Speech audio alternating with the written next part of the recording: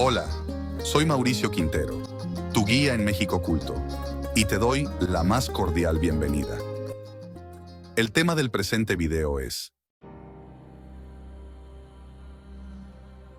la tira de la peregrinación, lámina 1. Primera parte, comencemos.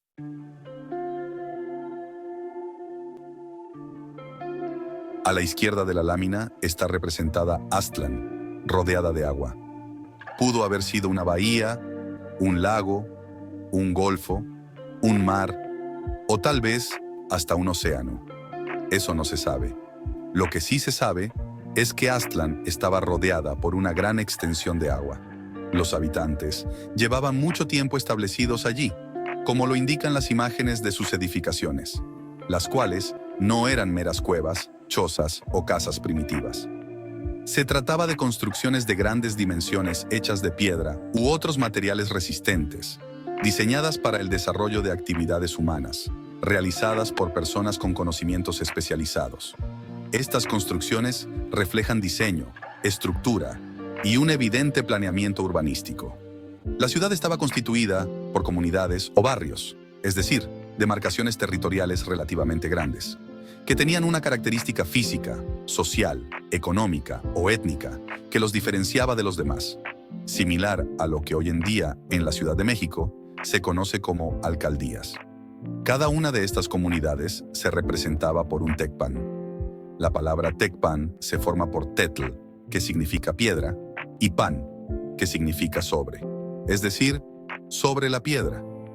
Para los viejos abuelos significaba palacio o casa real. En la lámina se observan 6 tecpan, cada uno representando a una comunidad.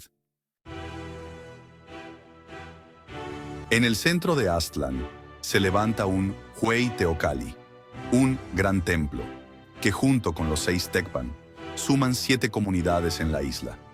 Esto es evidencia que nuestros ancestros no solo tenían urbanismo, sino también urbanidad, lo que significa que mostraban buenos modales, educación y respeto hacia los demás. No me cansaré de insistir y recalcar esos aspectos de nuestros abuelos, porque demuestra de manera definitiva que no fueron ningunos bárbaros e ignorantes, como nos han querido hacer creer. El Hueyteocalli está construido con 5 plataformas o niveles que representan los elementos básicos para la vida: agua, tierra, fuego, aire, y un 5.º nivel simbolizando el éter, o plano espiritual.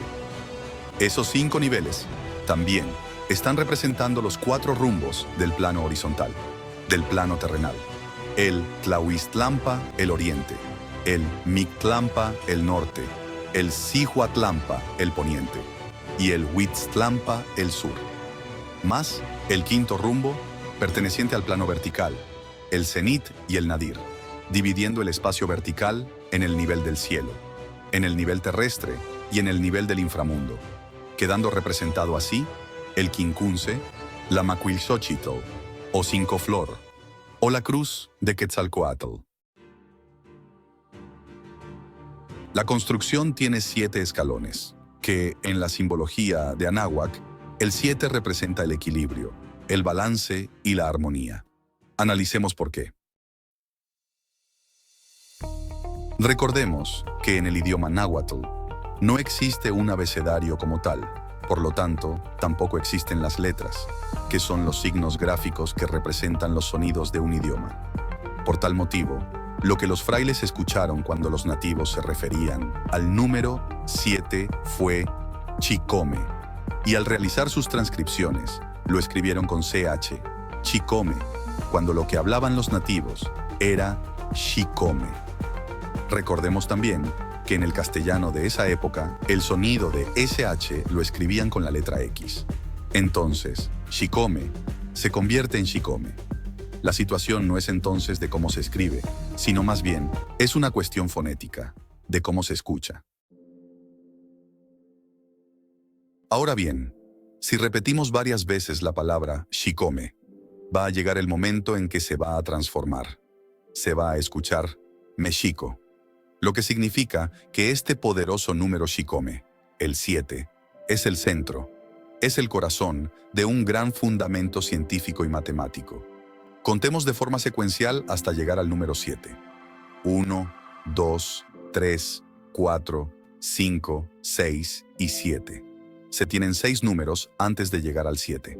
Y para que el 7 esté en el centro, hay que contar entonces 6 números después de él.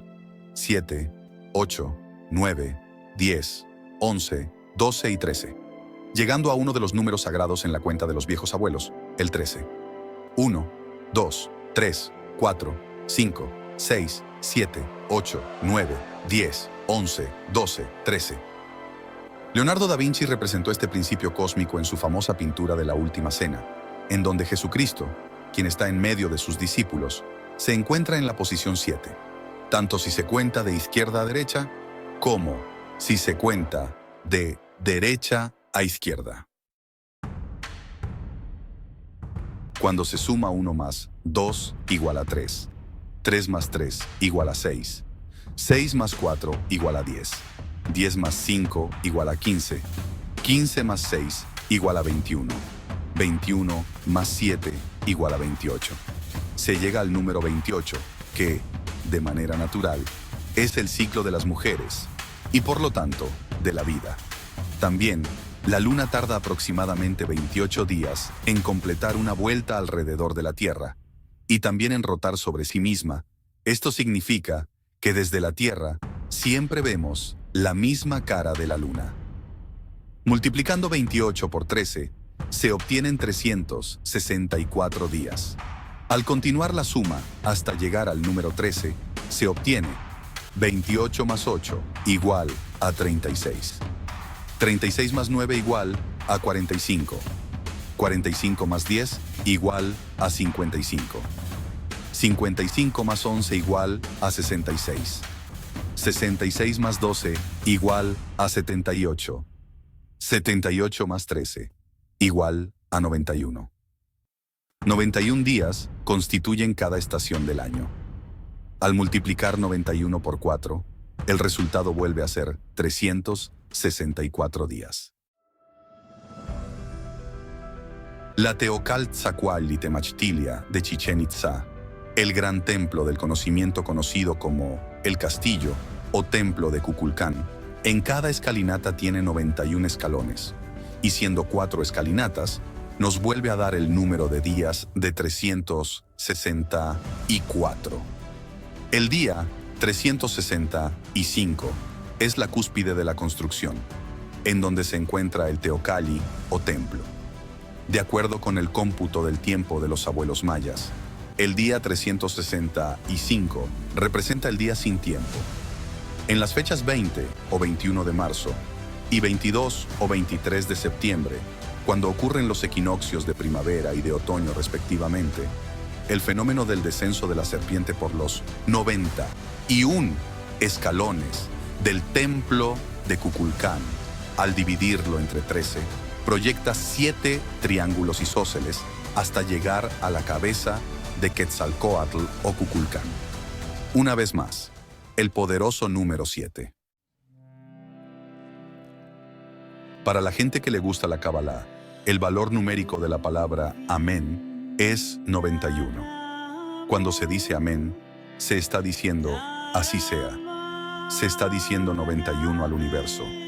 Y si se divide 91 entre 13, el resultado es 7, que tiene el significado de regresar al espíritu, a ese número 7. Por eso, el Shikome o 7 representa el equilibrio, el balance y la armonía. El tema del siguiente video es Lámina 1 del Códice Boturini. Segunda parte. Hasta pronto. Gracias por ver este video. Si te ha gustado y quieres seguir aprendiendo sobre Mexico Oculto, no olvides suscribirte y activar la campanita de notificaciones. Así, serás el primero en enterarte cada vez que se publique un nuevo contenido. Tu suscripción es crucial para apoyar el desarrollo de estos temas y una motivación para seguir creando contenidos que te interesen. Tu apoyo hace toda la diferencia. Dale un me gusta si disfrutaste el video y compártelo con amigos que también pueden estar interesados.